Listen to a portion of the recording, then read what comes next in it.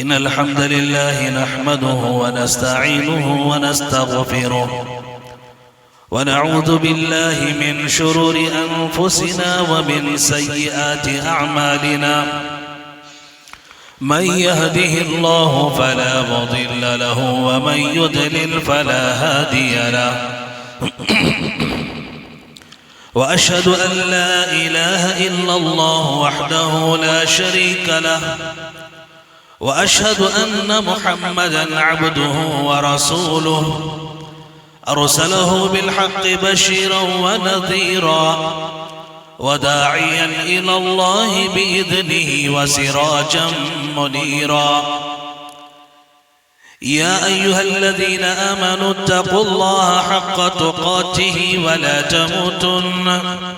ولا تموتن إلا وأنتم مسلمون يا أيها الناس اتقوا ربكم الذي خلقكم من نفس واحدة وخلق منها زوجها وبث منهما رجالا كثيرا ونساء واتقوا الله الذي تساءلون به والأرحام إن الله كان عليكم رقيبا يا أيها الذين آمنوا اتقوا الله وقولوا قولا سديدا يصلح لكم أعمالكم ويغفر لكم ذنوبكم ومن يطع الله ورسوله فقد فاز فوزا عظيما أما بعد فإن خير الحديث كتاب الله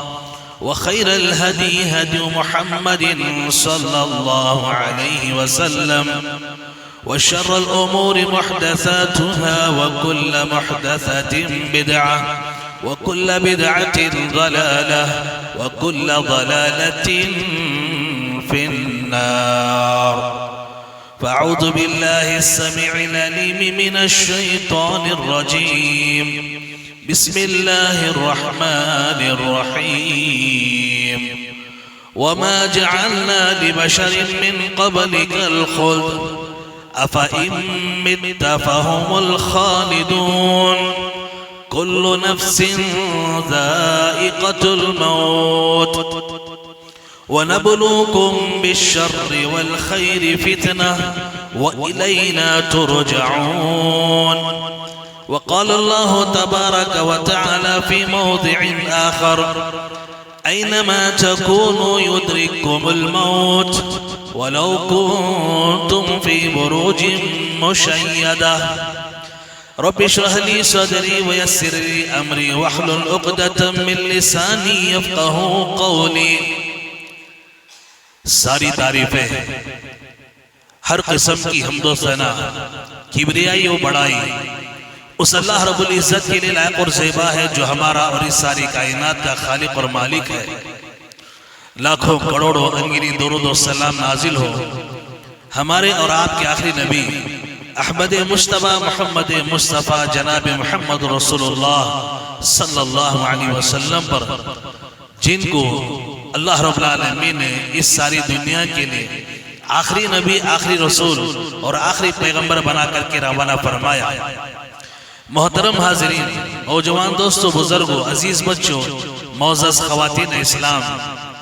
خطبہ مسنہ کے بعد قرآن مجید کی دو مختلف سورتوں کی دو آیات آپ احباب کے سامنے میں نے پڑھی ہے آج کے خطبے میں انشاءاللہ انہی دو آیات کی روشنی میں کچھ اہم باتیں آپ احباب کے سامنے رکھنے کی کوشش کر رہا ہوں دعا کریں اللہ رب العالمین سے اللہ رب العالمین جو کچھ باتیں کتاب و سنت کی روشنی میں ہمارے سامنے آئے اللہ تعالیٰ کہنے والوں کو سننے والوں کو کہنے سننے سے زیادہ عمل کی توفیق عطا فرمائے آمین یا رب العالمین محترم حاضرین پہلی آیت کریمہ سورہ انبیاء کی آپ احباب کے سامنے میں نے پڑھی ہے اللہ رب العالمین نے اس آیت کریمہ میں ارشاد فرمایا وَمَا جَعَلْنَا لِبَشَرٍ مِّن قَبْلِكَ الْخُلْدِ اے نبی ہم نے آپ سے پہلے کسی بھی انسان کو ہمیشگی کی زندگی عطا نہیں کی کسی کو ہم نے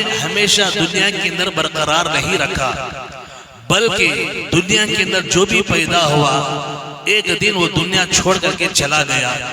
وَمَا جَعَلْنَا لِبَشَرٍ مِّن قَبْلِكَ الْخُلْدَ، اے نبی آپ سے پہلے ہم نے کسی بھی انسان کو ہمیشگی کی زندگی عطا نہیں کی۔ أَفَإِن مِتَّ فَهُمُ الْخَالِدُونَ، اگر آپ انتقال کر جائیں، آپ دنیا سے رخصت ہو جائیں، آپ کا اگر انتقال ہو گیا، کیا یہ مشرکین، یہ مکہ کے کافر کیا اس دنیا کے اندر ہمیشہ رہ جائیں گے؟ نہیں، کل نفس ذائقۃ الموت۔ اللہ فرماتے ہیں اللہ تعالیٰ کا ایک بنایا ہوا نظام ہے، وہ یہ ہے ہر نفس کو موت کا مزہ چکھ رہا ہے۔ دنیا کے اندر جو بھی آتا ہے وہ ایک نہ ایک دن دنیا چھوڑ کر کے وہ چلا جاتا ہے۔ وَنَبْلُوكُمْ بِالشَّرِّ وَالْخَيْرِ فِتْنَةً، ہم لوگوں کو شر کے ذریعے خیر کے ذریعے آزماتے ہیں، ان کا امتحان لیتے ہیں۔ ثُمَّ وَإِلَيْنَا تُرْجَعُونَ، اور ایک دن ہمارے پاس ہی ان کو لوٹ کر کے آنا ہے۔ یہ پہلی آیت کریمہ ہے سورہ انبیاء کی۔ اس آیت کریمہ کا شان نزول مفسرین نے یہ بتایا، جب مکہ کے مشرکین نے یہ دیکھا کہ اللہ کے نبی صلی اللہ علیہ وسلم کی دعوت روز بروز بڑھتی جا رہی ہے، زور پکڑ رہی ہے، لوگ اسلام میں داخل ہو رہے ہیں اور آپ کی دعوت پھیلتی جا رہی ہے، لاکھ کوشش کرنے کے باوجود، لاکھ رکاوٹیں کھڑی کرنے کے باوجود آپ کی دعوت رکنے کا نام نہیں لے رہی ہے، بلکہ پھلتی پھولتی جا رہی ہے، اور روزانہ اسلام میں داخل ہونے والوں کی تعداد بڑھتی ہی چلی جا رہی ہے۔ تو انہوں نے آپس میں بیٹھ کر کے ایک دوسرے کو تسلی دیتے ہوئے یہ کہا کہ دیکھو یہ دعوت کب تک پھیلے گی، یہ دعوت کب تک جو ہے پھیلتی رہے گی، یہ دعوت کب تک اس کا چرچا رہے گا، لوگ کب تک اسلام میں داخل ہوتے رہیں گے۔ محمد جب تک زندہ ہیں، محمد جب تک زندہ ہیں یہ دعوت پھیلتی رہے گی، لوگ اسلام میں داخل ہوتے رہیں گے، اور جیسے ہی محمد کا انتقال ہو جائے گا اسلام ختم ہو جائے گا، مسلمان ختم ہو جائیں گے، یہ دعوت نہیں رک جائے گی۔ انہوں نے آپس میں اس قسم کی گفتگو کی۔ اللہ رب العالمین نے اس کا جواب دیتے ہیں فرمایا آپ اگر دنیا سے چلے گئے، نبی دنیا سے چلے گئے، تو کیا آپ لوگ ہمیشہ دنیا میں رہنے والے ہیں کیا؟ دنیا میں ہمیشہ آپ قائم رہنے والے ہیں کیا؟ نہیں، اللہ کا یہ بنایا ہوا اصول ہے، قانون ہے، کل نفس ذائقۃ الموت، ہر نفس کو موت کا مزہ چکھ رہا ہے۔ دوسری آیت کریمہ میں اللہ رب العالمین نے ارشاد فرمایا اے انسانوں، موت سے بھاگ کر کہاں تم پناہ لے سکو گے، کہاں تک تم بھاگو گے؟ اینما تکونوا یدرککم الموت، اے انسانوں تم جہاں جانا چاہتے ہو چلے جاؤ، کہیں بھی چلے جاؤ، موت تمہارا پیچھا کر رہی ہے، موت تمہارا پیچھا کر رہی ہے، وہ ایک نہ ایک دن آ کر تم کو پکڑ لے گی، تمہیں لپک لے گی۔ تم کہاں جانا چاہتے ہو؟ تم آسمان کی بلندیوں میں جانا چاہتے ہو، آسمان کی بلندیوں میں چلے جاؤ، موت اللہ تعالی نے وہاں لکھی ہے، وہاں تمہیں موت آ کر کے پکڑ لے گی۔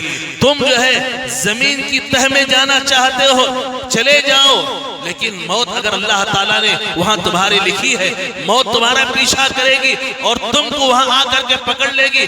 سمندر میں چلے جاؤ، موت اگر وہاں لکھی ہوئی ہے، موت تمہارا پیچھا کرے گی، تم کو آ کر کے پکڑ لے گی۔ موت سے کوئی بچنے والا نہیں ہے، موت سے کسی کو چھٹکارا نہیں ہے، موت سے کسی کو مفر نہیں ہے۔ میرے محترم دوستو، اس دنیا کے اندر بڑے بڑے بادشاہ آئے، اس دنیا کے اندر بڑے بڑے حکمران آئے، اس دنیا کے اندر بڑے بڑے لیڈر آئے، اس دنیا کے اندر بڑے بڑے متکبر آئے، اس دنیا کے اندر بڑے بڑے مغرور حکمران آئے، اس دنیا کے اندر انبیاء آئے، پیغمبر آئے، رسول آئے، صالحین آئے، نیک لوگ آئے، متقی آئے، پرہیزگار آئے، مفکر آئے، دانشور آئے۔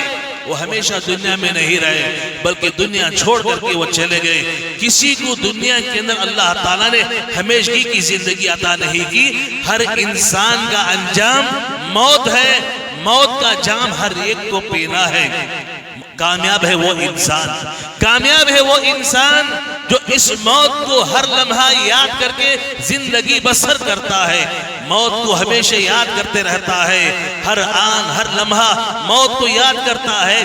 وہ یہ سمجھتا ہے اس دنیا کو مجھے چھوڑنا ہے، یہ میرے بیوی بچے، یہ میرے ماں باپ، یہ میرے بھائی، یہ میرے رشتہ دار، یہ میرا گھر، یہ میری دولت، یہ میرا کاروبار، یہ میری تجارت، یہ زمینیں، ایک دن میں اسے چھوڑنا ہے، اسے چھوڑ کر کے مجھے رخصت ہونا ہے۔ اللہ کے نبی صلی اللہ علیہ وسلم نے اسی لیے امت کو اس جانب توجہ دلاتے ہیں فرمایا اکثروا ذکر ہاضم اللذات، اے لوگو تم جو ہے لذتوں کو ختم کرنے والی موت کو زیادہ یاد کرو، لذتوں کو ختم کرنے والی موت کو زیادہ سے زیادہ یاد کرو، وہ موت جو تمہاری ارمانوں کو چکنا چور کرنے والی ہے، تمہاری خواہشات کو مٹانے والی ہے، تمہارے منصوبوں کو خاک میں ملانے والی ہے۔ ایسی موت کو بار بار یاد کرنے کا اللہ کے نبی صلی اللہ علیہ وسلم نے حکم دیا۔ وہ موت جو بھائی کو بھائی سے جدا کر دے گی، وہ موت جو شوہر کو بیوی بچوں سے جدا کر دے گی، وہ موت جو ماں باپ سے اولاد کو جدا کر دے گی، اس موت کو کثرت سے یاد کرنے کا اللہ کے نبی صلی اللہ علیہ وسلم نے حکم دیا۔ پیارے نبی صلی اللہ علیہ وسلم بقیع قبرستان گئے ہوئے ہیں، بقیع قبرستان میں گئے، قبر تیار نہیں ہوئی تھی، قبر کی کھدائی چل رہی تھی۔ پیارے نبی صلی اللہ علیہ وسلم قبر کی ایک جانب بیٹھ گئے، قبلہ رو ہو کر بیٹھ گئے۔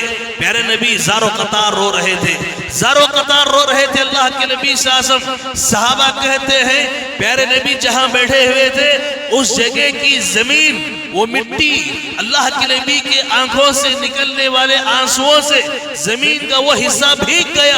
اللہ کے نبی زار و قطار رو رہے تھے، صحابہ اکرام جمع ہو گئے۔ اللہ کے نبی صلی اللہ علیہ وسلم نے دیکھا سارے صحابہ آ کر جمع ہو گئے ہیں۔ پیارے نبی صلی اللہ علیہ وسلم نے فرمایا یا اخوانی، اے میرے بھائیو، لمثل ھذا فعیدوا، ایسی منزل کے لیے، ایسی قبر کے لیے تم تیاری کر لو، اس منزل کے لیے تم تیاری کر لو۔ ایک اور موقع پر اللہ کے نبی نے فرمایا اس قبر سے زیادہ دہشتناک منظر میں نے کبھی نہیں دیکھا۔ یہ مرحلہ بڑا خطرناک مرحلہ ہے، بڑا ہی جو ہے پرخطر مرحلہ ہے۔ آپ اس کا اندازہ اس بات سے لگا سکتے ہیں، پیارے نبی صلی اللہ علیہ وسلم کے داماد عثمان غنی رضی اللہ تعالیٰ عنہ، جن کو اللہ کے نبی صلی اللہ علیہ وسلم نے کئی موقعوں پر جنت کی بشارت دی تھی، حضرت عثمان رضی اللہ تعالیٰ عنہ قبرستان جاتے، قبر کے پاس بیٹھ جاتے، اتنا روتے حضرت عثمان رضی اللہ تعالیٰ عنہ، ان کی آنکھوں سے نکلنے والے آنسوؤں سے ان کی داڑھی بھیگ جایا کرتی تھی۔ ان کے دو صحابہ پوچھتے تھے، ان سے سوال کرتے، آپ کے سامنے دوزخ کا تذکرہ آتا ہے، آپ اتنا نہیں روتے، قبر کے پاس آتے ہو، قبرستان آتے ہو، اتنا روتے ہو کہ آپ کی داڑھی بھیگ جاتی ہے۔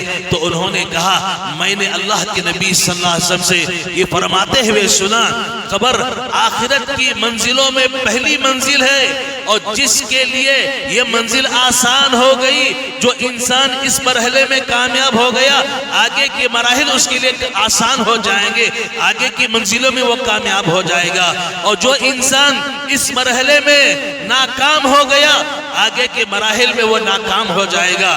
جو یہاں جو ہے مشکل میں پھنس گیا، آگے کے مرحلے اس کے لیے پرخطر ہو جاتے ہیں، مشکل ہو جاتے ہیں۔ اس لیے میں قبر کے پاس جب آتا ہوں، اس قبر کو دیکھتا ہوں، پیارے نبی کی ان باتوں کو یاد کر کے زار و قطار روتا ہوں۔ میرے بھائیو، عقل مند کون ہے؟ عقل مند کون ہے؟ آج ہم سمجھتے ہیں جو آدمی جو ہے پراپرٹیاں زیادہ بنا لے، بلڈنگیں جس کی زیادہ ہو، جس کا کاروبار بہت زیادہ ہو، جس کے پاس مال و دولت کی ریل پیل ہو، سمجھتے ہیں بڑا چالاک انسان ہے، بڑا عقل مند انسان ہے۔ ارے دیکھو آج لوگ کھا پی کر کے پیسہ گوا رہے ہیں، یہ انسان کتنا چالاک ہے، کتنا عقل مند ہے۔ ایک بلڈنگ تھی، 10 بلڈنگیں بنا لیا، کاروبار چھوٹا تھا، کاروبار کو بہت بڑا بنا لیا، کچھ بھی نہیں تھا، مال و دولت کس کے پاس ریل پیل ہے۔ ارے بڑا چالاک انسان ہے جی، بڑا عقل مند انسان ہے۔ شریعت کی نظر میں، اللہ کے نبی کی نظر میں عقل مند کون ہے، چالاک کون ہے؟ اللہ کے نبی صلی اللہ علیہ وسلم سے کہ حضرت عبداللہ بن عمر رضی اللہ عنہ فرماتے ہیں میں اللہ کے نبی کے ساتھ تھا، اسی وقت ایک انصاری صحابی آئے، آ کر کے اللہ کے نبی صلی اللہ علیہ وسلم کو سلام کیا، پیارے نبی نے سلام کا جواب دیا۔ صحابی رسول نے اللہ کے نبی سے پوچھا، اللہ کے نبی مومنوں میں افضل کون ہے؟ مومنوں میں افضل کون ہے؟ پیارے نبی صلی اللہ علیہ وسلم نے فرمایا جس کے اخلاق اچھے ہوں، جس کے اخلاق اچھے ہوں۔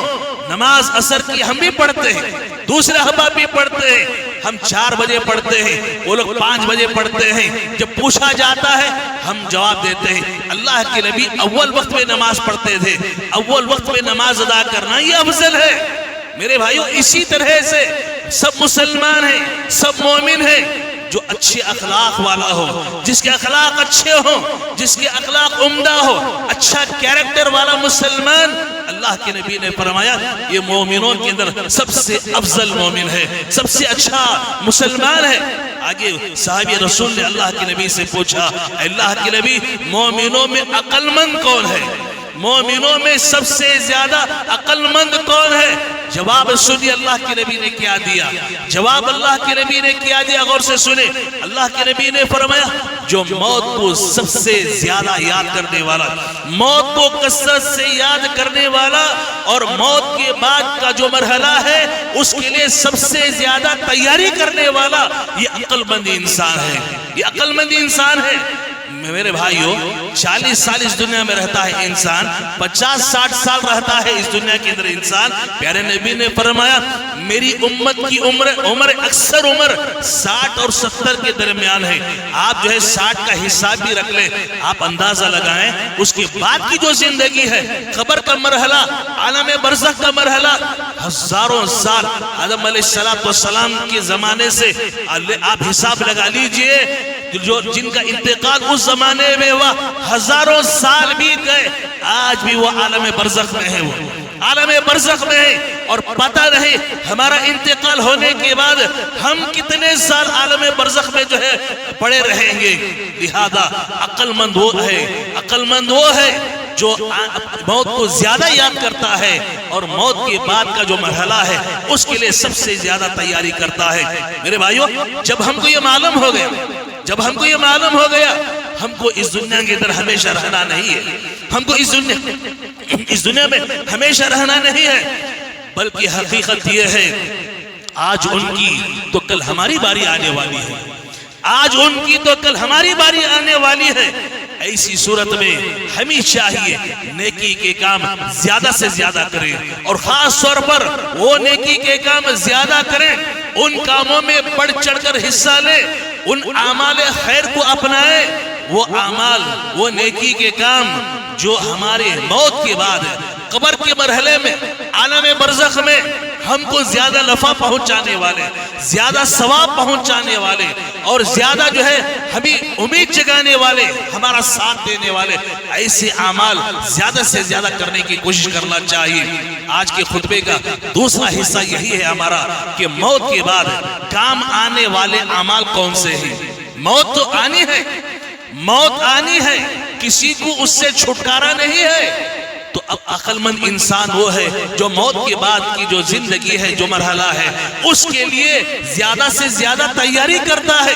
پیارے نبی صلی اللہ علیہ وسلم نے کچھ اعمال بتائے، کچھ نیکیاں بتائے اللہ کے نبی نے کہ ان نیکیوں کو اپناؤ، یہ نیکی کے کام کرو، یہ خیر کے کام کرو، زندگی میں کرو، دوسروں پر بھروسہ مت کرو، ہمارے مرنے کے بعد فلاں کریں گے، فلاں یہ کر لیں گے، فلاں کر لیں گے، نہیں۔ صدقہ جاریہ جس کا ذکر ابھی حدیث میں آ رہا ہے، اللہ کے نبی فرماتے ہیں 3 کام ایسے ہیں انسان کے مرنے کے بعد بھی یہ 3 کام جو ہے اسے فائدہ پہنچاتے رہیں گے، اس کا ثواب اسے ملتا رہے گا۔ حدیث کے الفاظ ہیں، صحیح مسلم کی روایت ہے، ابو ہریرہ رضی اللہ تعالیٰ عنہ حدیث کے راوی، اللہ کے نبی فرماتے ہیں اذا مات الانسان انقطع عنه عمله الا من 3۔ جب انسان مر جاتا ہے، اس کا انتقال ہو جاتا ہے، عمل کا سلسلہ رک جاتا ہے، منقطع ہو جاتا ہے، کٹ جاتا ہے۔ آج عمل کا وقت ہے، مرنے کے بعد حساب شروع ہو جائے گا۔ آج عمل کا موقع اللہ تعالیٰ نے مجھے اور آپ کو دیا ہے۔ پیارے نبی فرماتے ہیں انسان جیسے ہی مرتا ہے جیسے ہی روح اس کے جسم سے نکلتی ہے عمل کا سلسلہ منقطع ہو جاتا ہے، مگر الا من ثلاث، مگر 3 اعمال ایسے ہی، 3 نیکیاں ایسے ہیں مرنے کے بعد بھی اس انسان کو، جس انسان نے ان 3 کاموں کا دنیا میں اپنی زندگی میں اہتمام کیا، اجر ملتا رہے گا۔ آپ سوچیں وہ 3 کام کون سے ہیں؟ اللہ کے نبی صلی اللہ علیہ وسلم نے فرمایا صدقۃ جاریہ، صدقۃ جاریہ، صدقے جاریہ، ایسا نیکی کا کام، ایسا نیکی کا کام، ایسا خیر کا کام، ایسا ثواب کا کام، دنیا سے تو وہ چلا گیا لیکن لوگ اس سے فائدہ اٹھا رہے ہیں، وہ کام، وہ سلسلہ چل رہا ہے، وہ باقاعدہ جو ہے ربط ہے، لوگ اس سے فائدہ اٹھا رہے ہیں۔ مثال کے طور پر، مثال کے کسی نے مسجد بنا دیا، کسی نے مسجد تعمیر کر دی، اللہ کے گھر کو تعمیر کر دیا، اللہ کا گھر بنا دیا، اللہ کے گھر کی تعمیر میں حصہ لے لیا، کسی نے جو ہے عمارت تعمیر کرا دی، کسی نے پلاسٹرنگ کرا دیا، کسی نے ماربل لگوا دیا، کسی نے کھڑکیاں لگوا دی، کسی نے بجلی کے جو ہے انتظامات کر دیے، کسی نے جو ہے فرش کا انتظام کر دیا، وضو کے پانی کا انتظام کر دیا۔ مسجد سے جڑا جو بھی خیر کا کام ہے، مسجد کی تعمیر کا جو بھی کام ہے، اس کار خیر میں جو آدمی بھی حصہ لیتا ہے، جتنا بھی حصہ لیتا ہے، وہ آدمی جو ہے حصہ لے لیا، اللہ تعالیٰ نے موقع دیا تھا، جو کچھ تھا دے دیا اللہ کے راستے میں، اب اس کا انتقال ہو گیا، مرنے کے بعد بھی یہ مسجد آباد ہے، لوگ نماز پڑھ رہے ہیں، قرآن کی تلاوت ہو رہی ہے، اللہ کا ذکر ہو رہا ہے، دین کی باتیں سیکھ رہے ہیں، سکھا رہے ہیں، بچے جو ہے علم حاصل کر رہے ہیں، یہاں یتیموں کے مسائل حل ہو رہے ہیں، غریبوں کے مسائل حل ہو رہے ہیں۔ اللہ اکبر، یہ ایسا کام ہے، یہ کام جب تک چلتا رہے گا، مرنے والے کو اگر اس نے خیر کے کام میں حصہ لیا ہے باقاعدہ جو ہے اسے اجر ملتا رہے گا، ثواب ملتا رہے گا۔ اسی لیے صحابہ اکرام کے تعلق سے آتا ہے، صحابہ اکرام کو اللہ کے نبی صلی اللہ علیہ وسلم جب مسجد نبوی پہلی مرتبہ تعمیر ہوئی تھی اور لوگ جو ہے جوق در جوق اسلام میں داخل ہونا شروع ہو گئے، اور ایک وقت وہ بھی آیا کہ مسجد چھوٹی پڑ گئی، مسجد نبوی چھوٹی پڑ گئی، مصلیوں کی تعداد زیادہ ہو گئی۔ اللہ کے نبی نے صحابہ کو جمع کیا اور جمع کر کے اللہ کے نبی نے فرمایا مسجد یہ تنگ دامنی کی شکایت کر رہی ہے، مسجد چھوٹی ہو گئی ہے، مصلیوں کی تعداد زیادہ ہو گئی ہے، ہم کو دائیں بائیں آس پاس کی زمینیں خریدنی ہیں اور دینے کے لیے لوگ تیار ہیں۔ کون ہے جو آگے بڑھ کر کے ان زمینوں کی خریداری کے سلسلے میں تعاون کرے گا؟ اللہ کے نبی نے سب کو مسجد میں جمع کیا تھا۔ ایک صحابی اٹھ کر کھڑے ہوئے پیارے نبی صلی اللہ علیہ وسلم سے کہنے لگے اے اللہ کے نبی، یہ مسجد کے آس پاس کی جو زمینیں ہیں ساری زمینیں میں اکیلا خرید کر کے مسجد کی توسیع کے لیے دیتا ہوں، آپ کسی سے بھی 1 روپیہ مت لیجئے، میں ساری زمینیں خرید کر کے اللہ کے گھر کی توسیع کے لیے دیتا ہوں۔ پیارے نبی صلی اللہ علیہ وسلم جو ہے اعلان کر کے بیٹھے ہوئے تھے، پیارے نبی نے سر اٹھایا، اپنا مبارک سر اٹھایا، دیکھا تو حضرت عثمان کھڑے ہوئے ہیں، آپ کے داماد عثمان کھڑے ہوئے ہیں۔ اللہ کے نبی خوشی سے جھوم اٹھے، پیارے نبی نے انہیں جنت میں محل کی بشارت دی۔ یہ صحابہ اکرام تھے، اور اس کے بعد تاریخ اٹھا کر دیکھتے چلے جائیں، کئی مثالیں ہمارے سامنے ہیں، بڑی بڑی مساجد، ایک ہی فرد واحد ہے، اپنے آخرت کے سفر کو آسان کرنے کے لیے، اس مرحلے میں آسانی کے لیے، اس کا اجر پانے کے لیے، ثواب پانے کے لیے بڑی بڑی رقمیں دے کر کے اکیلے فرد واحد نے مسجدیں تعمیر کر دی۔ میں نے جس مدرسے میں تعلیم حاصل کی، جامعہ محمدیہ منصورہ مالیگاؤں، جو احباب گئے ہوئے ہیں ان سے پوچھئے کہ مسجد عائشہ الدعیج، مسجد عائشہ الدعیج تقریباً 5000 لوگ ایک ساتھ اس مسجد میں نماز ادا کر سکتے ہیں، اتنی بڑی مسجد۔ کویت کی ایک خاتون نے اپنے مہر کی رقم لا کر کے دے دی تھی کہ اس پیسے سے جو مہر ملا تھا وہ مہر کی پوری رقم دے دی تھی کہ اس پیسے سے جو ہے مسجد تعمیر کر دو۔ اس پیسے سے اتنی شاندار اور خوبصورت مسجد جو ہے جامعہ محمدیہ منصورہ مالیگاؤں کے اندر تعمیر کی، لوگ بچے جو ہے علم حاصل کرنے والے وہاں نماز پڑھتے ہیں، دین کا علم سیکھتے ہیں، صبح و شام قرآن کی وہاں پر تلاوت ہوتی ہے۔ آپ سوچیں جس خاتون نے اس کار خیر میں حصہ لیا کتنا اجر اس کو مل رہا ہوگا، کتنا ثواب اللہ رب العالمین اسے عطا کر رہے ہوں گے۔ میرے بھائیوں ایک کار خیر ہے. یہ پہلا صدقہ جاریہ ایسا نیکی کا. کوئی مدرسہ بنا دیا, کوئی مدرسہ بنا دیا, کوئی سرائے بنا دیا. پہلے کے زمانے میں مسافروں کے لیے سرائے تعمیر کیے جاتے تھے, جیسے ہمارے اس علاقے باسی سرائے آج بھی موجود ہے. لوگ مسافروں کی آسانی کے لیے, ان کے آرام کے لیے سرائے تعمیر کرتے تھے. اسی طرح سے کوئی ہاسپٹل اگر بنا دیا, ہسپتال بنا دیا, اور اس کے دنیا سے جانے کے بعد بھی لوگ اس سے فائدہ اٹھا رہے ہیں. غریبوں کا علاج ہو رہا ہے, پریشان حال لوگوں کی پریشانیاں وہاں پر دور ہو رہی ہے, اور وہ سلسلہ چل رہا ہے. خدمت خلق کے کام وہاں سے ہو رہے, باقاعدہ جو ہے کام کرنے والے کو اس کا اجر ملتا رہے گا. کسی نے نہر کھدوا دیا, نہر کھدوا دیا یا بورول لگوا دیا. ایسی لوگ کیا کرتے ہیں, بورول کا مسئلہ آتا ہے, مسجد میں بورول ڈالنا تو بولو ہم ڈالیں گے, دوسری جگہ نہیں ڈالیں گے. یہ غلط بات ہے. یہ لوگوں کی سوچ محدود ہے. مسجد ہے میں بورول کا انتظام کریں گے, دوسری جگہ نہیں. میرے بھائیوں یہ کار خیر کا کام ہے. آپ جو ہے یہ بورول مسجد میں بھی لگوائیں, مدرسے میں بھی لگوائیں, کسی یتیم خانے میں لگوائیں. ایسے گاؤں کے اندر, قریوں کے اندر, محلوں کے اندر جہاں پانی کی لوگوں کو تکلیف ہے, لوگ پانی کے لیے پریشان ہیں, پینے کے پانی کے وسائل وہاں پر نہیں ہیں, آپ ویسی جگہ پر بھی بورول کا انتظام کر دیں, آپ کو جو ہے اس کا اجر ملتا رہے گا. یہ سب صدقہ جاریہ ہے. نہر کی بات آئی تو مجھے ایک تاریخی بات یاد آ گئی. جو لوگ حج کے لیے, عمرہ کے لیے جاتے ہیں, انہوں نے دیکھا ہوگا عرفات کے میدان میں, عرفات کے میدان میں جہاں پہاڑیاں ہیں اس جانب اگر دیکھیں گے آپ کو ایک نہر جو ہے نظر آئے گی. اس کی باقاعدہ دیوار, پتھر کی دیوار آج بھی نظر آتی ہے, جسے نہر زبیدہ کہتے ہیں. نہر زبیدہ, یہ ہارون رشید جو بادشاہ گزرا ہے, حکمران گزرا ہے, اس کی بیوی زبیدہ نے جو ہے حاجیوں نے آ کر شکایت کی تھی کہ پانی کی بڑی تکلیف ہے, عرفات کے میدان میں ہوتے ہیں, مینا کے میدان میں ہوتے ہیں. اس دور کی بات ہے, حاجیوں نے شکایت کی جب یہ حج کے لیے گئی ہوئی تھی, اور جیسے ہی سنا لوگوں کی شکایت, حاجیوں کی شکایت, اس نے انجینئر کو بلایا اور بلا کر کے کہا کہ پانی کا انتظام یہاں تک کرنا ہے. کہاں سے لے کر آئیں گے پانی؟ وہاں تو پانی قریب میں کہیں نہیں ہے.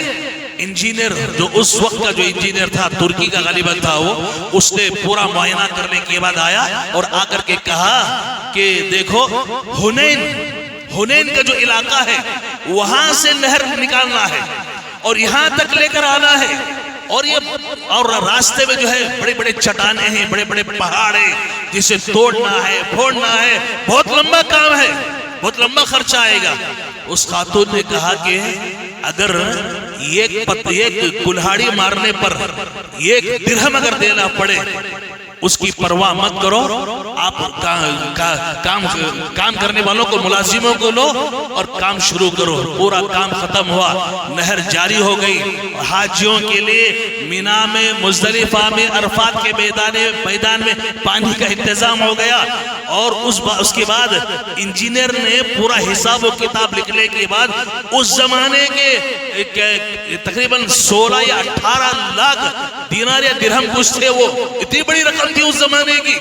وہ حساب و کتاب لے کر کے آیا اور آ کر کے انجینئر نے ملکہ زبیدہ کو دیا, تو اس نے جو ہے اس کاغذات کو لیا اور کاغذات کو پھاڑ کر کے دریا کے اندر پھینک دیا.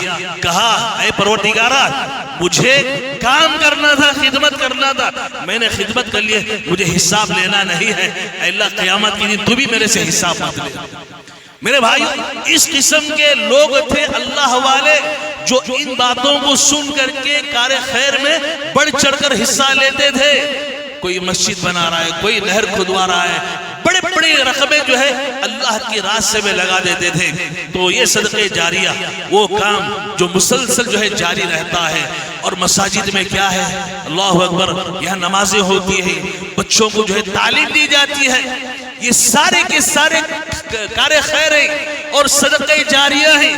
جو اس میں حصہ لیتا ہے اسے مسلسل اجر ملتا رہتا ہے. اس کا منفی پہلو بھی ہے, اس کا منفی پہلو بھی ہے. یہ مثبت پہلو ہے کہ آدمی خرچ کر رہا ہے اور جو ہے ثواب بٹور رہا ہے. اس کا منفی پہلو یہ ہے بہت سارے لوگ ایسے بھی آپ کو سوسائٹی کے اندر ملیں گے، مسجدوں کو تعمیر کرنے سے روکیں گے، مدرسوں کو تعمیر کرنے سے روکیں گے، رکاوٹیں کھڑی کریں گے، مسجد یہاں نہیں بننا، مسجد کی تعمیر یہاں پر نہیں ہونا، یہاں مدرسے کی تعمیر نہیں ہونا۔ تو کیا ہوتا ہے؟ اللہ کا پیغام، اللہ کی توحید کا جو پرچار، توحید کی جو نشر و ارشاد مساجد سے ہونی چاہیے، اس کام میں گویا یہ رکاوٹ ڈالتے ہیں۔ مدرسوں میں جہاں علم بچوں کو سکھایا جاتا ہے وہ بچوں کو علم سے محروم کیا جاتا ہے۔ نتیجہ کیا ہوتا ہے؟ مسجد بنانے نہیں دیا گیا، مدرسے کی تعمیر کرنے نہیں دیا گیا، لوگوں کو ہدایت سے محروم کیا گیا، بچوں کو تعلیم سے محروم کر دیا گیا۔ اللہ نہ کرے اس علاقے میں، اس گلی میں مسجد پھر تعمیر ہوئی نہیں، مدرسہ تعمیر نہیں ہوا، اور رکاوٹیں کھڑی کرنے والے دنیا سے چلے گئے، مر گئے۔ یاد رکھو ان کو اس کا گناہ ملے گا اور اس کا عذاب بھی ان کو ملے گا، اس کا عذاب بھی ملے گا۔ اللہ کا گھر آباد کرنے والوں کو جہاں اللہ رب العالمین ثواب دیتے ہیں، اجر دیتے ہیں، اللہ کے گھر کو توڑنے والے، رکاوٹیں کھڑی کرنے والے، اللہ رب العالمین ایسے لوگوں کو سزا بھی دیتے ہیں، ان کو عذاب بھی دیتے ہیں۔ ذرا آگے چلتے ہیں۔ دوسرا، ایک تو صدقہ جاریہ ہوا، دوسرا اللہ کے نبی فرماتے ہیں او علم ينتفع به، اللہ تعالیٰ نے علم دیا تھا، اللہ تعالیٰ نے علم دیا تھا، اس علم سے لوگوں کو فائدہ پہنچاتا رہا، لوگوں کو دین کی باتیں سکھاتا رہا۔ اور یہاں دیکھو لوگ، ہمارے بچے، ارے ہمارا بچہ ڈاکٹر بھی، انجینئر، فلاں فلاں، ہمارے جب وہ ایسے تذکرے آتے ہیں ان کے سینے پھول جاتے ہیں۔ اور ایسے لوگ ذرا کان کھول کر کے سنیں، اللہ کے نبی نے بتایا یہاں پر مرنے کے بعد جو علم فائدہ پہنچائے گا، جس کا اجر ملے گا، ثواب ملے گا، وہ کون سا علم ہے؟ وہ دین کا علم ہے، قرآن کا علم ہے، شریعت کا علم ہے۔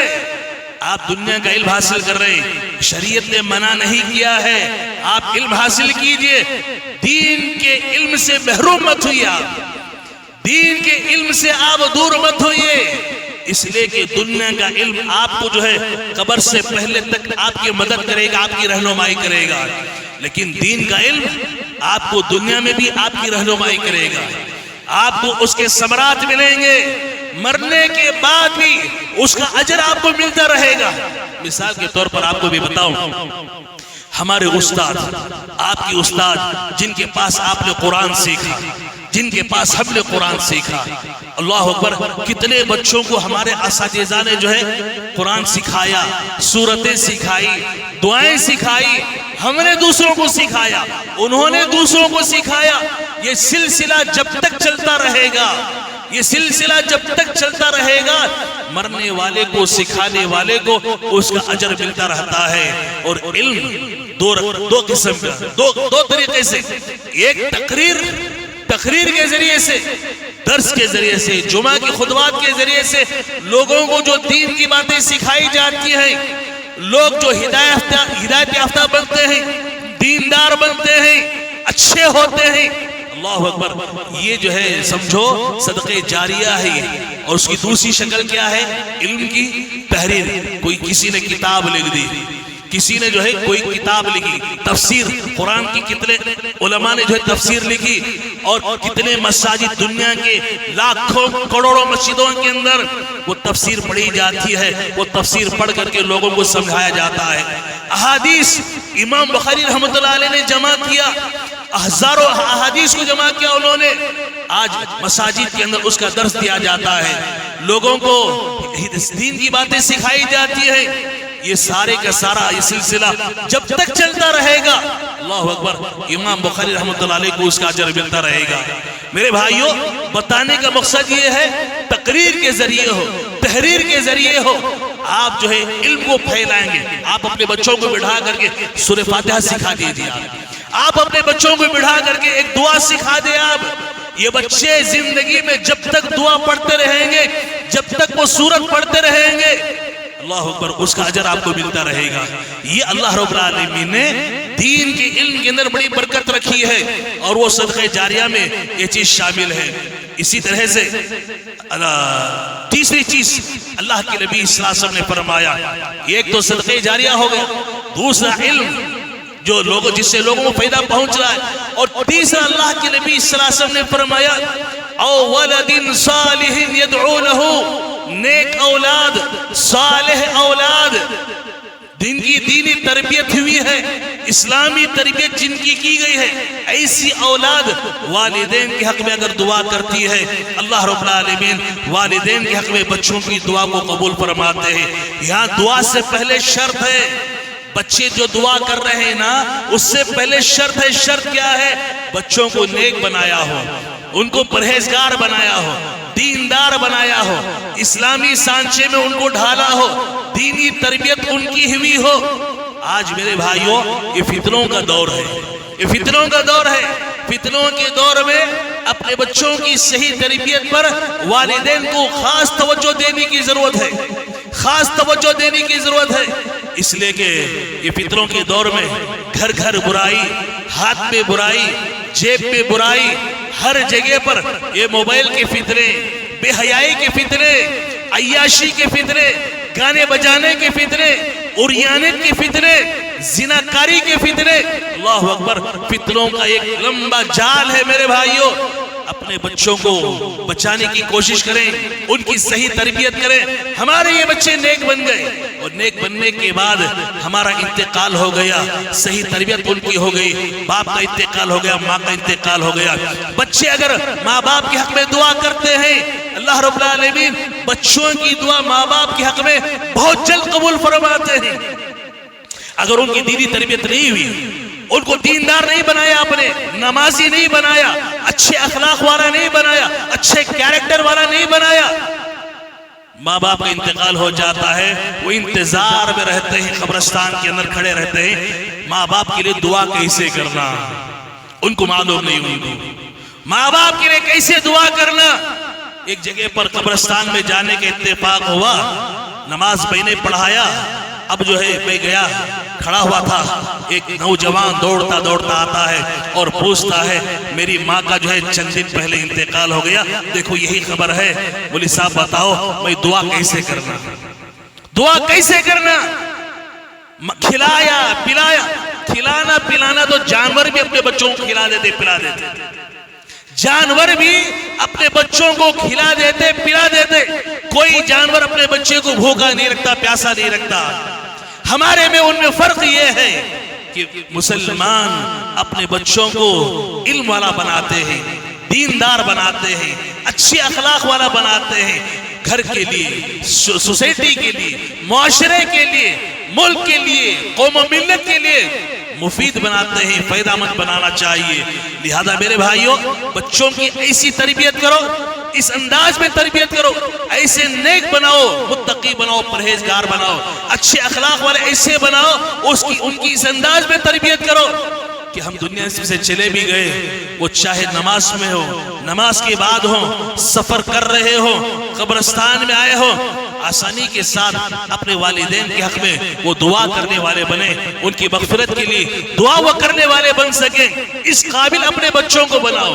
اللہ کے نبی کی ایک حدیث بیان کر کے اپنی بات کو ختم کر رہا ہوں۔ اللہ کے نبی فرماتے ہیں جنت میں کچھ نیک لوگ ہوتے ہیں، ان کے درجات میں اچانک اضافہ ہو جاتا ہے، جنت میں اعلیٰ درجہ ان کو مل جاتا ہے۔ وہ بندے اللہ سے پوچھتے ہیں پروردگارا یہ اچانک یہ جنت میں اعلیٰ مقام جو ملا، درجات میں جو اضافہ ہوا اور آگے ہم کو بڑھا دیا گیا، یہ کون سے عمل کی بدولت پروردگار؟ اللہ رب العالمین کہتے ہیں تمہارے بچوں نے دنیا میں تمہارے لئے مغفرت کی دعا کی، اس کی وجہ سے تمہارے درجے کو ہم نے بڑھا دیا۔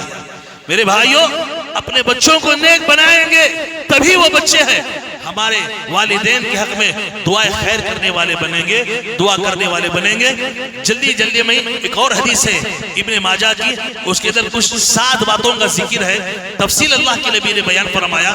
ابو ہریرہ رضی اللہ عنہ فرماتے ہیں اللہ کے نبی صلی اللہ علیہ وسلم نے فرمایا وہ اعمال جن کا مرنے کے بعد میت کو ثواب پہنچتا ہے، اجر پہنچتا ہے، وہ یہ ہے آپ نے فرمایا کسی کو علم پہنچا دیا، علم سے دوسروں کو جو ہے فائدہ پہنچایا۔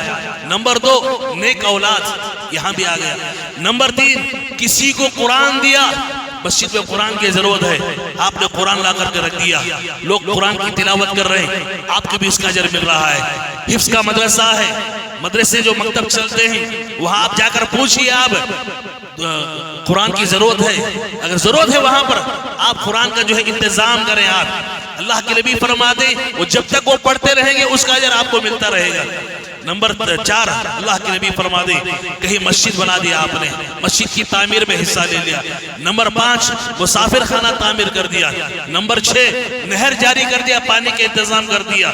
اور نمبر 7 اپنی صحت و تندرستی کی حالت میں صدقہ کیا ہو۔ بیماری مرنے کے وقت میں صدقہ کرنے سے افضل ہے آپ صحت و تندرستی کی حالت میں آپ جو ہے اللہ کی راستے میں دیں۔ یہ چند باتیں تھیں جو میں نے آپ احباب کے سامنے رکھی ہیں۔ ایصال ثواب کے تعلق سے بہت ساری باتیں تھیں جو خطبے میں آپ احباب کے سامنے نہیں رکھ سکا۔ انشاءاللہ کسی اور موقع پر جو ہے ایصال ثواب کا جو غلط طریقہ و رواج پکڑ چکا ہے اس کی حقیقت کیا ہے اس پر بھی بہت ساری احادیث ہیں۔ انشاءاللہ کبھی اور موقع پر آپ احباب کے سامنے تفصیل رکھوں گا۔ محترم حاضرین، اللہ تعالیٰ نے ہمیں دیا ہے، آج موقع ہے، آج ہم کھا رہے ہیں، پی رہے ہیں، چل رہے ہیں، پھر رہے ہیں، محنت کر رہے ہیں، سب کچھ کر رہے ہیں۔ اللہ نے آج موقع دیا ہے آپ کے سامنے، مسجد کا ہو، مدرسے کا ہو، بورویل کا ہو، ایسے کوئی بھی کار خیر کے کام آ رہے ہیں۔ آپ جو ہے سستی اور کاہلی کا شکار مت ہو، بلکہ آگے بڑھیں، آگے بڑھ کر کے کار خیر میں جو ہے حصہ لیں اس کے اندر، اس لیے کہ انسان کی زندگی کا جو ہے کوئی بھروسہ نہیں ہے۔ یہاں آج بیٹھنے والے عصر کی نماز میں ان کے انتقال کی خبر آ جاتی ہے، دوسرے دن ظہر کی نماز میں معلوم ہوتا ہے ان کا انتقال ہو گیا، ان کی تدفین بھی ہو گئی۔ کتنی ایسی کئی خبریں روزانہ ہم سنتے آ رہے ہیں۔ لہذا زندگی کو غنیمت جانے، موت آنے سے پہلے پہلے آج دنیا بنانے میں انسان لگا ہوا ہے۔ کوئی ریسارٹ خرید رہا ہے، کوئی فارم ہاؤس خرید رہا ہے، پیسہ زیادہ ہے نا، پیسہ زیادہ ہے، وہ سمجھتا ہے مجھے اس فارم ہاؤس کے اندر ہمیشہ رہنا ہے، ریسارٹ میں ہمیشہ رہنا ہے، فلاں فلاں پراپرٹیاں ایکڑوں کے حساب سے خریدی جا رہی ہیں۔ نہیں میرے بھائیوں، بے وقوف لوگ ہیں وہ، بے وقوف لوگ ہیں وہ، نادان لوگ ہیں۔ اسے اس میں ہمیشہ رہنا نہیں ہے۔ جب موت کے فرشتے کو سامنے وہ جب دیکھے گا اس وقت اپنی دولت کی حیثیت اسے معلوم ہوگی کہ مجھے کرنا کیا تھا، میں نے اب تک کیا کیا، اس وقت اسے معلوم ہوگا۔ اور اللہ تعالیٰ سے وہ درخواست کرے گا، اے اللہ ملک الموت سامنے کھڑے ہوئے ہیں، روح نکالنے کے لیے آئے ہوئے ہیں، سیکنڈوں کے اندر میری روح ابھی نکال لیں گے۔ اے اللہ میری ایک گزارش ہے، یہ ایک گزارش ہے۔ کیا ہے گزارش؟ پروردگار آج تک میری دولت کی مجھے حقیقت معلوم نہیں تھی، کیا کرنا تھا مجھے معلوم نہیں ہوا، پروردگار اب معلوم ہو رہا ہے ملک الموت کو دیکھ کر کے کہ آگے کون سی چیز میرا ساتھ دینے والی ہے، کون سی چیز میرے ساتھ آنے والی ہے۔ اے اللہ تھوڑا موقع دے دے، میں بیڈ پر پڑا ہوا ہوں، بیڈ روم کے اندر جا کر تجوری کھول کر کے جو پونجی بھی پڑی ہوئی ہے، جو پیسہ بھی پڑا ہوا ہے، سب تیرے راستے میں دے کر کے واپس آ جاؤں گا۔ کتنے منٹ لگے گا؟ 2 منٹ 3 منٹ، اللہ پھر واپس آ جاؤں گا، ملک الموت میری روح نکال لے۔ اللہ رب العالمین کہیں گے 28واں پارہ سورہ منافقون کی آخری آیت، نہیں ملک الموت آ گئے، اب یہاں پر کسی کو چانس نہیں۔ اللہ تعالیٰ نے ہمیں موقع دیا ہے، مسجد کا کام چل رہا ہے، رمضان شروع ہونے میں 1 مہینہ کا فاصلہ باقی رہ گیا ہے۔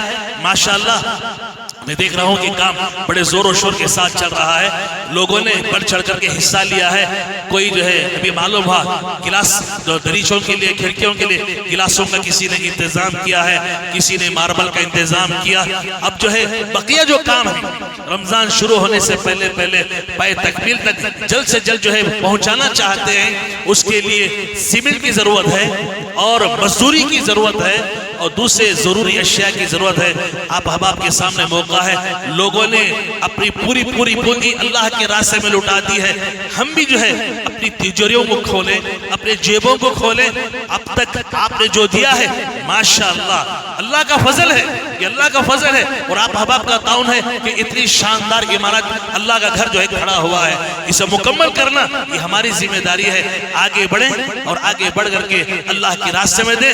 اللہ سے دعا ہے اللہ رب العالمین ہم تمام کو موت آنے سے پہلے صحیح معنی میں آخرت کی تیاری کر لینے کی توفیق عطا فرمائے. رب ذوالجلال صدقے جاریہ میں, کار خیر میں, وہ نیکی کے کام جو مرنے کے بعد ہمیں قبر میں اجر جس کا ملنے والا ہے, ثواب جس کا ملنے والا ہے, ایسے نیکی کے کاموں میں ہم تمام کو بڑھ چڑھ کر حصہ لینے کی توفیق عطا فرمائے.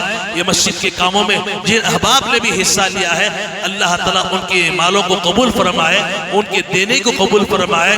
اللہ تعالیٰ دنیا میں بھی برکت عطا فرمائے, آخرت میں بھی اللہ رب العالمین انہیں کامیابی عطا فرمائے, اس کا اجر و ثواب عطا فرمائے. جب تک ہم کو اس دنیا میں رکھے ایمان پر قائم رکھے, خاتمہ ہو تو کلمہ لا الہ الا اللہ پر ہم تمام کا خاتمہ فرمائے. آمین. ربنا تقبل منا انك انت السميع العليم وتب علينا انك انت التواب الرحيم واخر دعوانا ان الحمد لله رب العالمين.